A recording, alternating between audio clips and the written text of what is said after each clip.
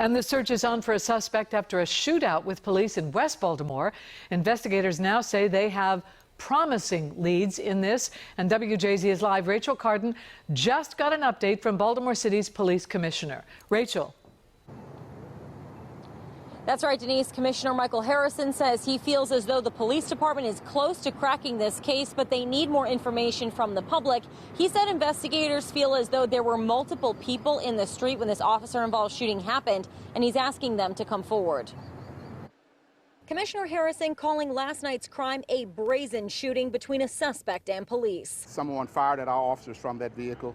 We then encountered that vehicle on a bridge, made a second encounter. Somebody stepped outside of the vehicle, began firing at the officers again, got back into the car and fled and made good of their escape. 8:30 Monday night, Edmondson Avenue was the scene of a shooting picked up by a shot spotter. 5 hours prior, a 22-year-old man was killed in the same area. Residents call the violence overbearing. Everywhere around in West Baltimore it's common, you know what I'm saying? And it's like, it's sickening. Yeah, I'm definitely sick of it. Everybody just killing each other. One officer was taken to shock trauma, but just as a precaution, the suspect got away. A patrol car was struck in the shootout. I don't have the exact number, but I was told it was hit multiple times. Police say after the officer-involved shooting, a man walked into the hospital saying he had been shot.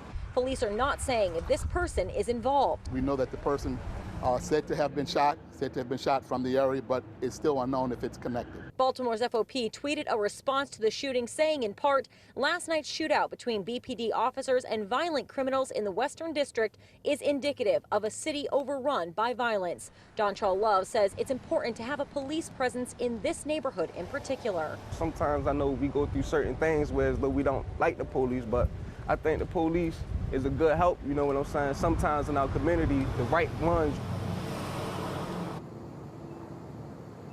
I asked the police commissioner if the homicide that happened earlier in the day is at all connected to the officer-involved shooting. He said they're investigating, but they can't rule it out at this time. As for the name of that victim, the 22-year-old man who was killed earlier in the day, they're not releasing his identity just yet. We're live in Baltimore City. I'm Rachel Carden for WJZ.